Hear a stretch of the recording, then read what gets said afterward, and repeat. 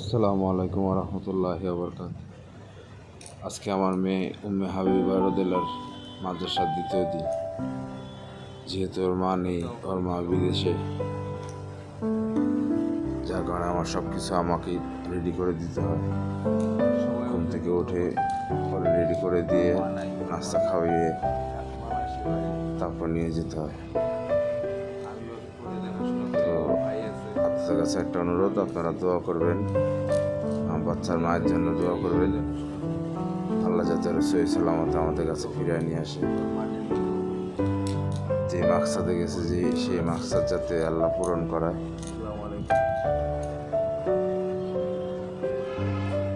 Ready হওয়ার পর আমার ম্যাডাম সেই দিয়ে নামতেছে রাজরানীর মতো।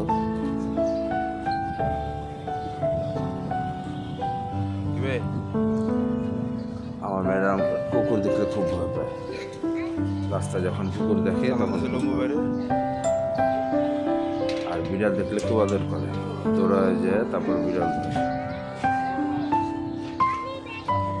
আমার বাসার নিচে দোকান আছে যেটা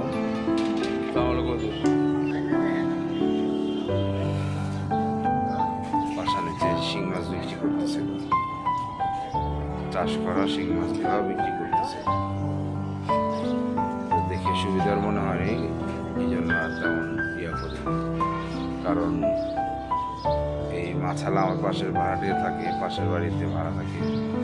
আমার বলছে মামা মাছ এটা নিয়ে রোজ আমাদের এভাবেই যাওয়া হয়।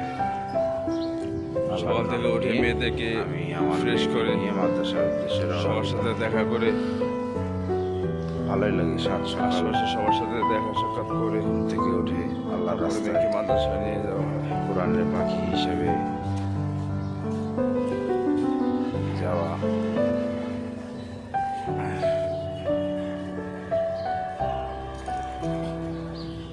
আমার মেয়েও মন থেকে ওর ইচ্ছা খুব ওই মাদ্রাসা পড়বে, মাদ্রাসা থাকবে। আমরা জিজ্ঞেস করছিলাম যে তুই কি মাদ্রাসা পড়বা না স্কুলে পড়বা, মাদ্রাসা পড়বা না স্কুলে পড়বা? তো বলছে আপু আমি মাদ্রাসা পড়বো। শুনে অনেক ভালো লাগছে। এই জন্য আলহামদুলিল্লাহ মাদ্রাসায় পড়ছে। আপনারা সবাই দোয়া করবেন আমার মেয়ের জন্য, আমার মেয়ের মায়ের জন্য দোয়া করবেন। আল্লাহ সুবহান তাআলা যাতে আমার মাকে যাতে সহি সালামতে নিয়ে আসে এবং আমার মেয়েকে যাতে আল্লাহ সহি জ্ঞান দান করে। এটা হলো আমাদের মাদ্রাসা। আসসালামু আলাইকুম। দেখছো কালকে বিড়াল মারা গেছে, কালকে বিড়ালটা মারা গেছে। আমার মাদ্রাসা সন্তেক মহিলা মাদ্রাসা। এই যে এখন ভিতরে ঢুকবো। এই যে একটা বিড়াল মারা গেছিল, ঘুমাইতেছিল, মানে মিথ্যা কথা বলে আমার ওই পাশে চাইছে। এই যে এখন মাদ্রাসায়, এই যে আমি এখন মাদ্রাসায় ঢুকতেছি। এই যে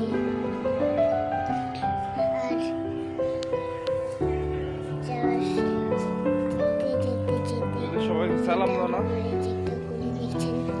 সবাইকে সালাম দাও না। হ্যাঁ, এই যে ইউটিউবে তো সালাম দাও না। আমার চ্যানেলটা সাবস্ক্রাইব করে দেন।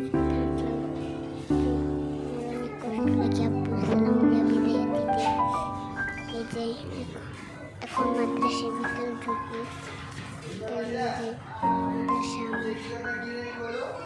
এই যে জুতো খুলে আসলে কেউ জিজ্ঞেস করলে তখন বলবা যে তুমি মনে পড়ো, ইয়া করো।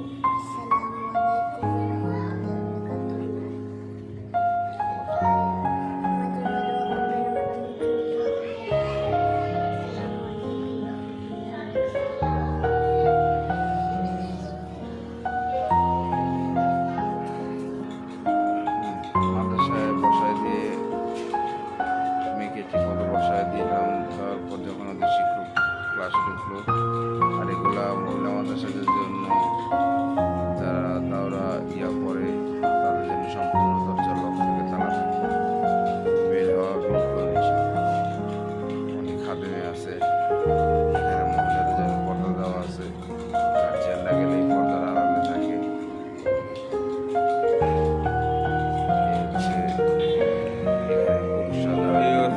আমাদের বাসপট্টি শনিয়াখড়া বাসপট্টি এটা হচ্ছে আপনার বাসপট্টি। এক নামে যারা চিনি মাদ্রাসা থেকে বেরোবেন, শনিয়াখড়া বাসপট্টি। কাকড়া থেকে নেমে এই যে যাত্রাবাড়ি ফ্লাইওভার থেকে নামলেই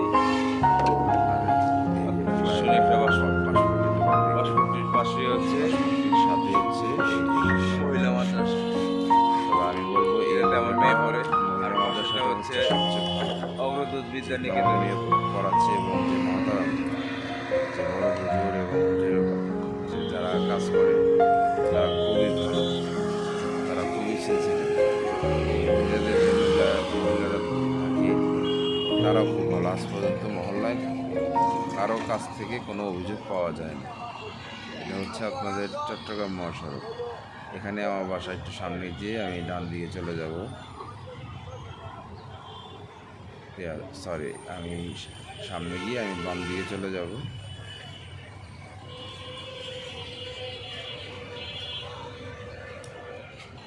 ভাল লাগে না সারাদিন একা তো, বোন সারাদিন মেয়ে থাকে, মেয়ে যখন মাদ্রাসা চলে যায় একা একা থাকে। আমার মেয়ে আগে স্কুলে ছিল, অগ্রদূত স্কুলে। অগ্রদূত স্কুল থেকে বলছে যে না আব্বা আমি মাদ্রাসা করবো, এই জন্য আমি মাদ্রাসায় নিয়ে এসে বসছি।